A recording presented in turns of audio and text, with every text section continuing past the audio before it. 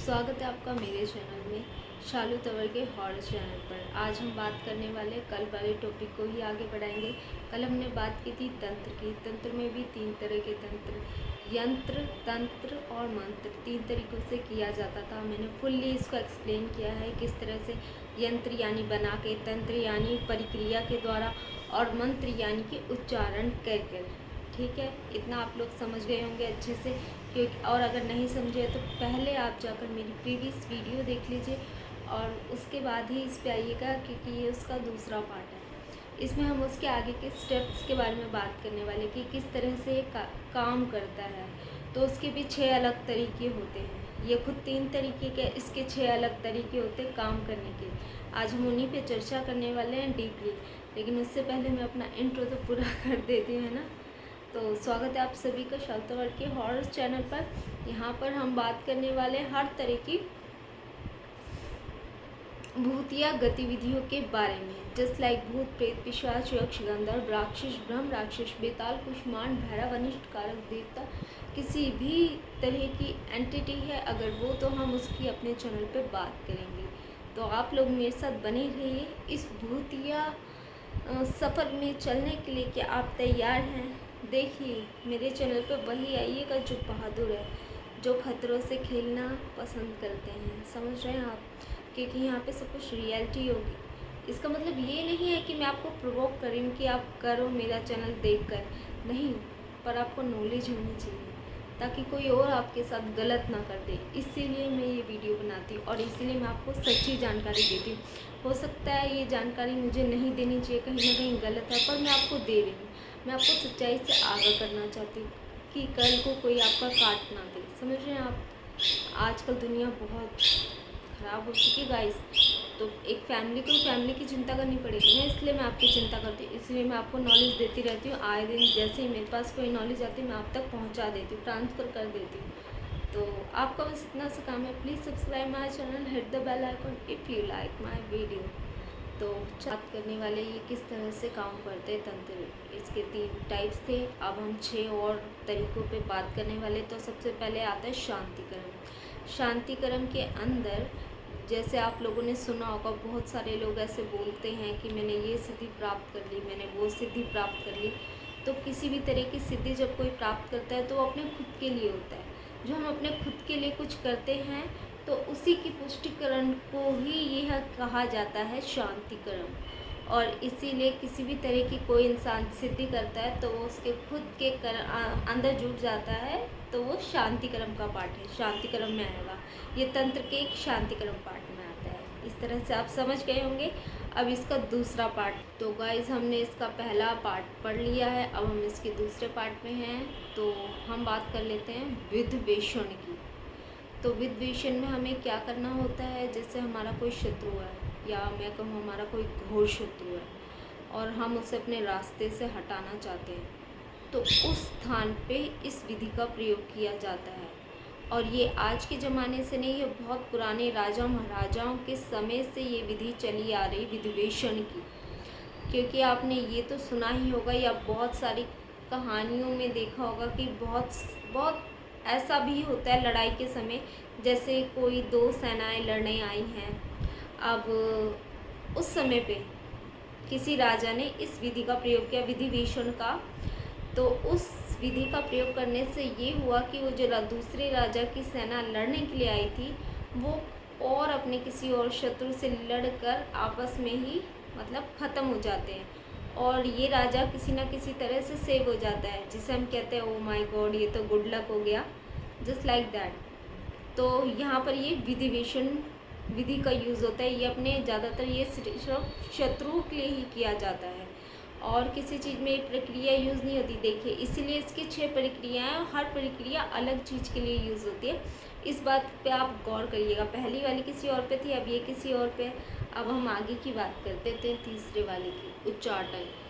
उच्चाटन अच्छे से समझिएगा। उच्चाटन में हम इस तरह से करते हैं कि जो हमारा शत्रु होता है, जैसे कोई हमारा शत्रु है, कोई पर्सन XYZ, और उस पर हमने ये प्रक्रिया कर दी, तो वो अपना स्थान छोड़कर वहाँ से भाग जाएगा।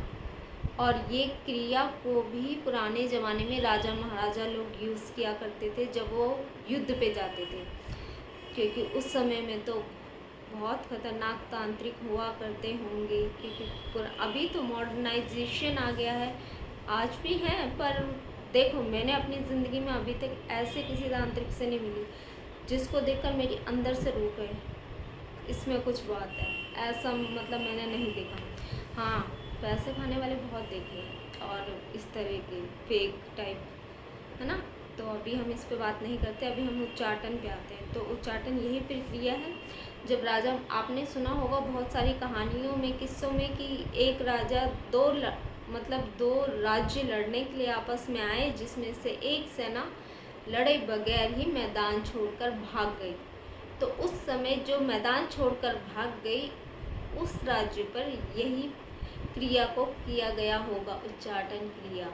तो समझिए आप कितनी पावरफुल होती है कि पूरी सेना के ऊपर कर दी गई थी ये क्रिया। तो इसीलिए भाई हिंदू तंत्र इतना खतरनाक है, इतना खतरनाक है, अगर इसे जाना जाए तो। और ना जानने वाले तो इसको बेकार ही बताएंगे या फिर गलत चीज़ ही कहेंगे, क्योंकि लोगों को पता नहीं है एक्चुअल में अभी ये क्या है। और जिनको ये आता है ऐसे महारथी भी बहुत कम है इस दुनिया में। भाई मैं तो अभी तक ऐसे से नहीं मिली, अगर मैं मिली होती और मुझे ऐसा लगा होता कि हाँ ऐसा है कोई जो मुझे सिखा सके तो मैं ज़रूर ट्राई करती, पर अभी तक मेरी ज़िंदगी में ये मौका आया नहीं है गाइस। तो फ़िलहाल तो मैं हूँ सफ़र में और आप भी मेरे साथ आ चुके हैं इस सफ़र में। तो चलिए साथ में मिलकर चलते हैं आगे की तरफ। उच्चाटन तो आप समझ ही गए होते, अब हम आजमा चुके हैं उच्चाटन के बारे में। अब बात कर लेते हैं हम स्तंभन के बारे में। ये नेक्स्ट स्टेप है स्तंभन। ये भी हम अपने शत्रुओं पर ही करते हैं। स्तंभन में क्या किया जाता है, जो भी हमारा शत्रु है उस पर ये क्रिया अगर हमने कर दी तो वो जहाँ है वहीं पे जम जाएगा, जस्ट लाइक अ पिलर।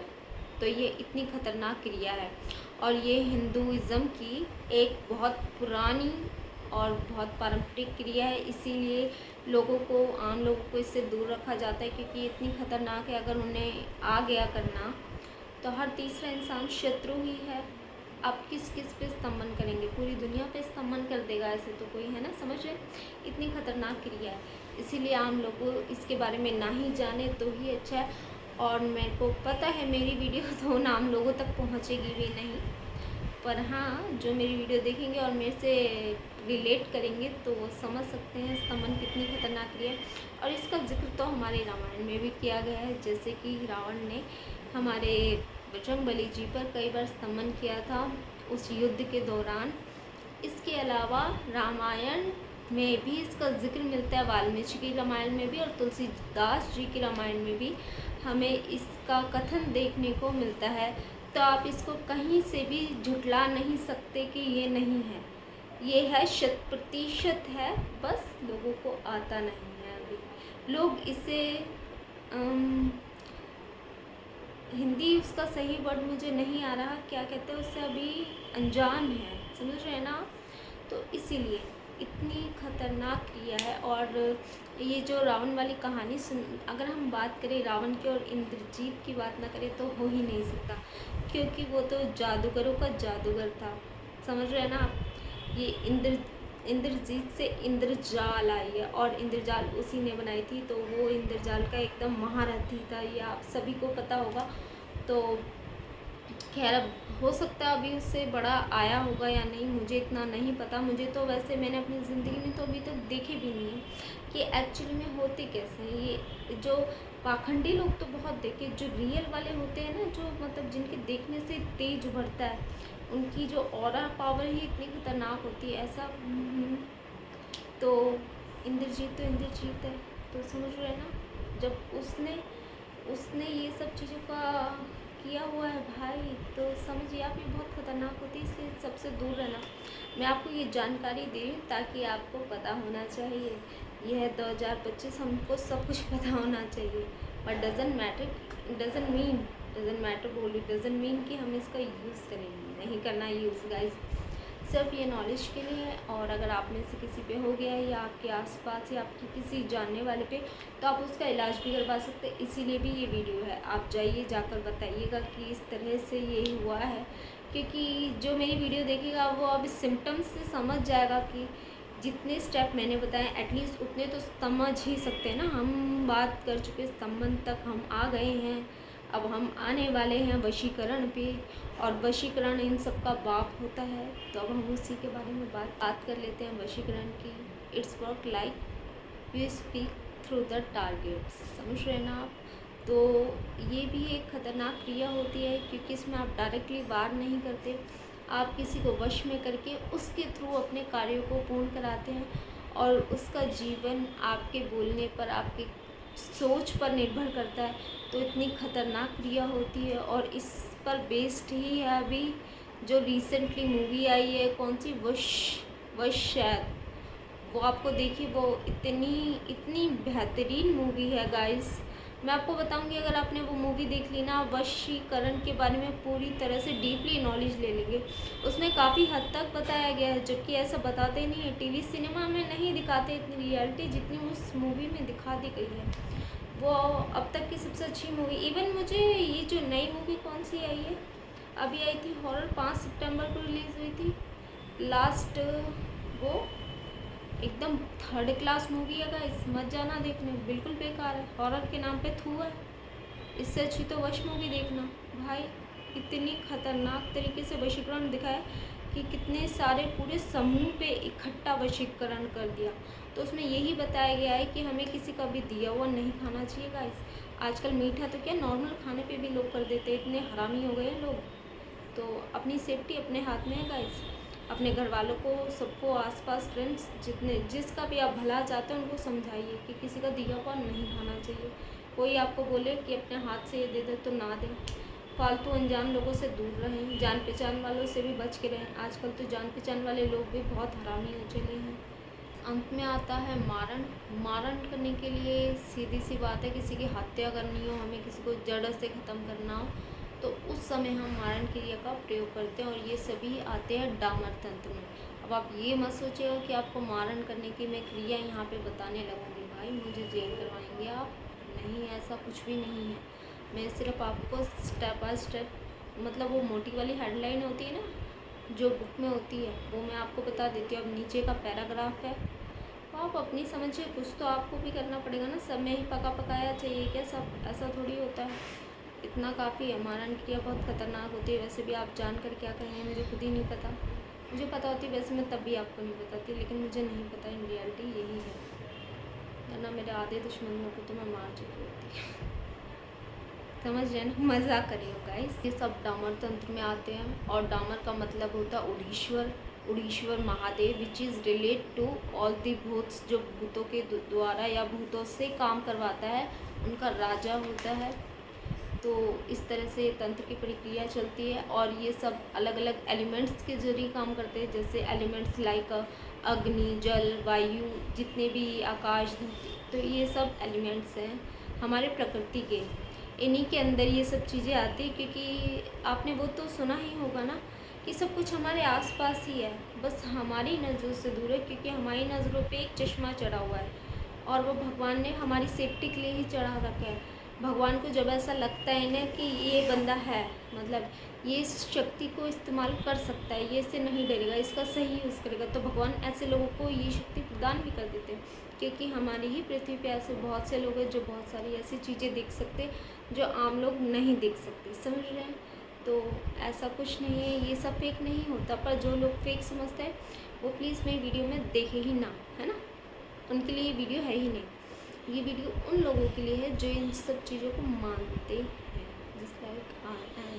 वैसे मेरे साथ तो इंसिडेंट्स भी बहुत सारे हैं, आपको मेरे चैनल्स पे उनके वीडियोस क्लिप्स मिलेंगे, आप चाहें तो जाके नीचे देख सकते हैं। और इसके अलावा subscribe my channel, hit the bell icon if you like my video. इसके अलावा हम बात करेंगे इसके नेक्स्ट पार्ट में, क्योंकि हम ज़्यादा बड़ा नहीं बनाएंगे। पुष्पा कभी डरेगा नहीं। टाटा।